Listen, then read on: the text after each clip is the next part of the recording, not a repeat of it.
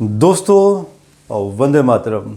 आप लोगों के बहुत सारे क्वेश्चंस पाकिस्तान के चुनावों को लेकर, रेदर पाकिस्तान से भी बहुत सारे क्वेश्चंस आए हैं कि जो चुनाव सितंबर 2023 में होने थे वो अभी जनवरी 2024 में डेट शिफ्ट कर दी गई है चुनाव आयोग द्वारा। आई नो आप लोगों ने मेरा थंबनेल भी देखा होगा इस वीडियो का।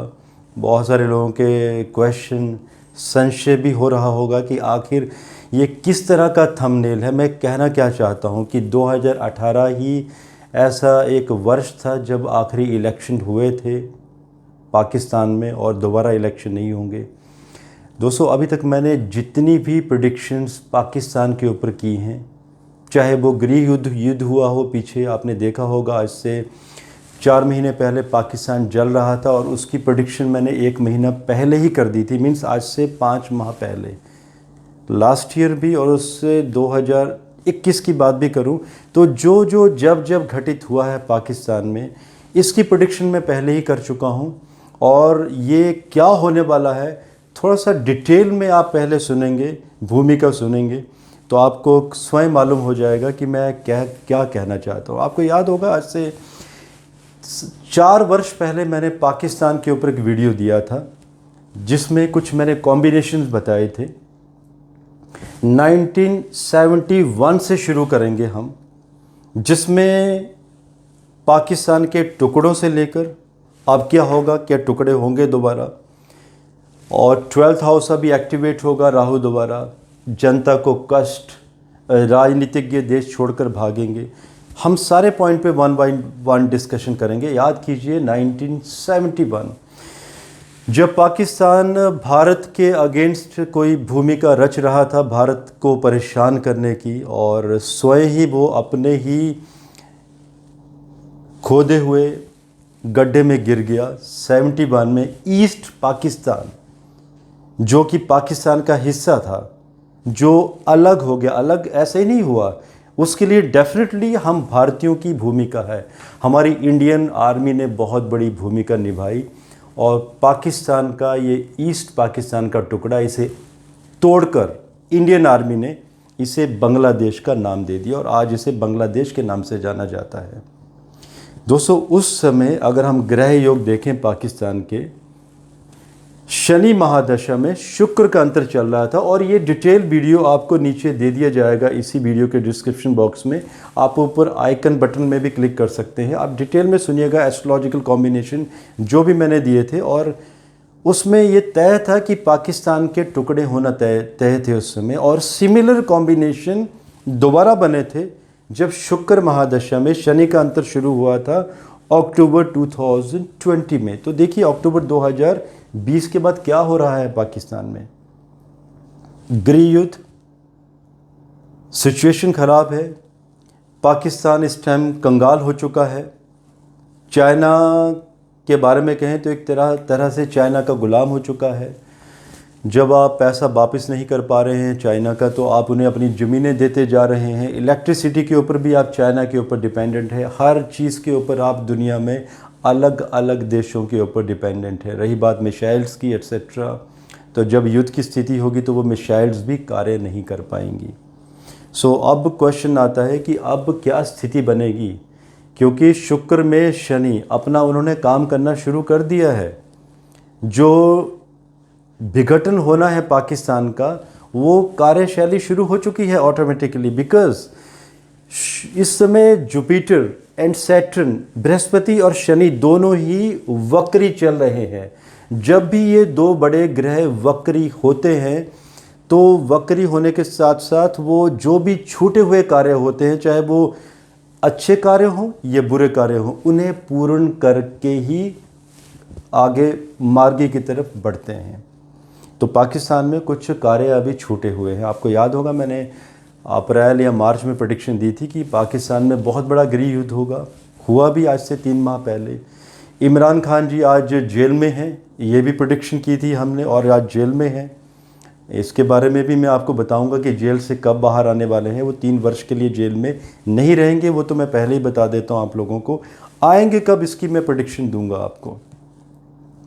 सो देखिए, जो हमने प्रेडिक्शन की थी सब की सब वो सत्य हुई। गृह युद्ध भी हुआ, बाद में सिचुएशन कंट्रोल भी हुई। लेकिन दोस्तों, वो गृह युद्ध, उसके बाद शनिदेव जी एंड जुपिटर भी अभी वक्री हो चुके हैं। तो अभी ये गृह युद्ध जितना पहले था उससे भी बड़ा भयंकर रूप धारण करेगा। और नेता पहले भी बहुत सारे देश छोड़कर भागना चाहते थे, देश का पैसा विदेशों में शिफ्ट करना चाहते थे, वीज़ा लगवाना चाहते थे अलग अलग कंट्री का, अपनी पहचान भी छुपाना चाहते थे। और ये प्रेडिक्शंस आप आज से 2-3 वर्ष के बाद नोट करेंगे, जब आपको मालूम चलेगा कि वहाँ के बहुत ही पॉपुलर नेता जिन्होंने अपना नाम तक बदल लिया, दूसरी कंट्रीज़ में शिफ्ट हो गए, देश का पैसा तक वो दूसरी कंट्रियों में इन्होंने शिफ्ट करवा दिया। दोस्तों, जनता गलत नहीं होती, किसी भी देश के लोग बुरे नहीं होते। देश बनता और बिगड़ता है तो राजनीतिज्ञों की अपनी महत्वाकांक्षा के ऊपर। या तो राजनीतिज्ञ देश को डुबो देते हैं या तो बना देते हैं। जैसे आप देखिए, आज अगर हम भारत की बात करें तो हमारे प्रधानमंत्री श्री नरेंद्र मोदी जी, जिस तरीके से वो ग्लोबल लीडर है और भारत को एक बहुत बड़ी पहचान दी है उन्होंने, जितना कहूँ उनके बारे में कम है। सो लीडर वो होता है जो देश का नाम रोशन करता है। रही बात पाकिस्तान की, लीडर्स के बारे में मैंने प्रेडिक्शन दे दी है। अब बात आती है जनता की कि जनता को यहाँ पर क्या भ्रम होने वाला है। जनता को भ्रम से पहले और क्या होने वाला है। राहु 30 अक्टूबर 2023 को 12th हाउस में ट्रांजिट करेंगे। 12वां घर होता है खर्चों का, एक्सपेंडिचर, और अश्विनी नक्षत्र में केतु का नक्षत्र। क्या इंडिकेशन है? जब भी राहु केतु के नक्षत्र में होते हैं डेफिनेटली एक भयंकर तबाही लेके आते हैं। हिडन लॉसेस, तो ग्रे मार्केट में, ग्रे लिस्ट में पाकिस्तान, आपको मालूम है, न्यूज़ आप भी देखते हैं। अब ये जो स्थिति आएगी ये कंगाली की स्थिति आएगी। 12वां घर मीन राशि का एक्टिवेशन, अकारण ही बिना किसी समय के बारिशों का होना और भयंकर बारिशों से तबाही होना, फसलों का भी तबाह हो जाना, क्योंकि शनि वक्री हैं, शनि यहाँ पर शत्रु क्षेत्री हैं। तो फसलें इस बार तबाह हो जाएंगी, पाकिस्तान में प्रोडक्शन जीरो हो जाएगा और दूसरे देशों के ऊपर मोहताज होना पड़ेगा फसलों के लिए। कुंडली ये भी इंडिकेट करती है, इंडिकेशन दिखाई देता है कि फसलों का जो स्टोरेज किया जाता है किसी देश द्वारा, वो भी यहाँ पर नहीं दिखाई दे रहा है। तो नवंबर, दिसंबर, जनवरी में हालात बहुत ज़्यादा बिगड़ेंगे। इलेक्शंस तो दूर की बात है। राहु का 12th हाउस में चले जाना, एक्सपेंडिचर हाउस में, मति का भ्रम होना, मति भ्रम होना यहाँ पर। इसके साथ साथ बुध, शुक्र में बुध का अंतर शुरू होगा। दोस्तों, छठा घर डिस्प्यूट का हाउस है। ये डिस्प्यूट के हाउस का स्वामी लॉर्ड मरकरी चौथे घर में चले जाएंगे। जब भी ये स्थिति बनती है किसी भी कुंडली में, तो ये स्थिति अगर 4th हाउस स्ट्रांग होता है तो जातक को प्रॉपर्टी मिलती है, क्योंकि कंपटीशन का भी तो हाउस है ये।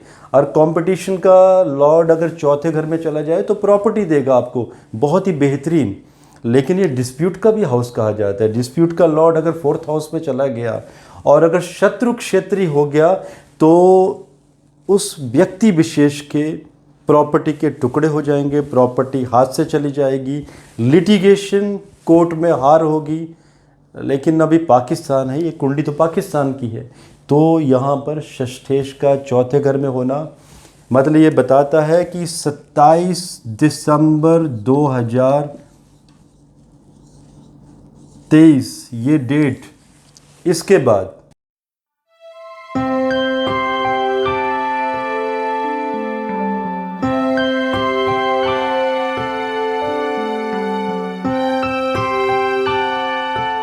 तो ये डेट ये बताती है कि पाकिस्तान के टुकड़े होने की तैयारी शुरू हो जाएगी। पाकिस्तान के कम से कम 3 या 4 टुकड़े होंगे। आपको याद होगा अभी भी पाकिस्तान बिजली, पानी और भी टेक्नोलॉजी के लिए दूसरे देशों के ऊपर डिपेंडेंट है। चाइना का बहुत बड़ा कर्जा भी देना है और जब भी चाइना प्रेशर बनाता है तो कुछ पहाड़ियाँ, कुछ ज़मीनें चाइना को दे दी जाती हैं। षष्ठेश का 4th हाउस में चले जाना, चौथा घर जनता का भी तो है और ये भ्रम भी तो पैदा करता है जिसमें कि मित्र आपस में जो होंगे वो एक दूसरे को शत्रु समझना शुरू कर देंगे और शत्रु मित्र समझना शुरू करेंगे। तो ये इतना बड़ा भ्रम पैदा हो जाएगा, एक छोटी सी बात देश में एक बहुत बड़ी चिंगारी का रूप धारण करेगी जो एक बहुत ही भयंकर गृह युद्ध की यहाँ पर संभावना को दर्शा रही है। सो जैसे ही षष्ठेश बुध यहाँ पर आएंगे 27 दिसंबर 2023 के बाद, इस बार पाकिस्तान को अलग करने के लिए जो मेरी कैलकुलेशन कहती है, मुझे नहीं लगता कि भारतीय आर्मी की कोई भूमिका रहेगी, बल्कि देश स्वयं टूटेगा और जो भारत की भूमि है वो भारत में अपने आप विलय हो जाएगी, मर्ज हो जाएगी और बाकी जो अलग पीसीस बनेंगे उनके अलग नाम रखे जाएंगे। अब पाकिस्तान का क्या नाम रखा जाएगा दोस्तों, ये तो प्रकृति ही तय करेगी। मैं एस्ट्रोलॉजर हूँ, हम तो चीज़ों को, प्लैनेट्स को डीकोड करते हैं। हम कोई दूरदर्शी नहीं है, कोई दिव्य दृष्टि नहीं है हमारे पास कि हम आपको ये बता सकें कि पाकिस्तान का नाम क्या होगा। सो दोस्तों ये कॉम्बिनेशन बन रहे हैं कि एक तो गृह युद्ध, चौथा घर जल का भी है, जल से संबंधित पीड़ाएं, भयंकर भूकंप, भूकंप से बहुत बड़ी तबाही, चौथा घर एग्रीकल्चर का भी है, एग्रीकल्चर खेती बाड़ी का नष्ट होना, पैसे पैसे के लिए देश का मोहताज हो जाना, जनता को कष्ट होना। और ये कष्ट कब तक चलेंगे? 27 दिसंबर 2023 से 27 अक्टूबर 2026 तक, जो कि मुझे लगता नहीं कि इतना लंबा ये अरसा चलेगा, इतना 3 वर्ष का, क्योंकि उससे पहले ही पाकिस्तान टुकड़ों में बट जाएगा, नए देश फॉर्म में आएंगे और जब फॉर्म में आएंगे तो ये प्रेडिक्शंस उस समय लागू नहीं होंगी। नए देश की प्रेडिक्शन, जब नया देश का फॉर्मेशन होता है तो उसमें नई प्रेडिक्शन देखी जाएंगी कि क्या होगा जनता का। तो एक तो भयंकर भूकंप, कृषि का नुकसान, आगजनी की घटनाएं और यहाँ पर एक भयंकर गृह युद्ध।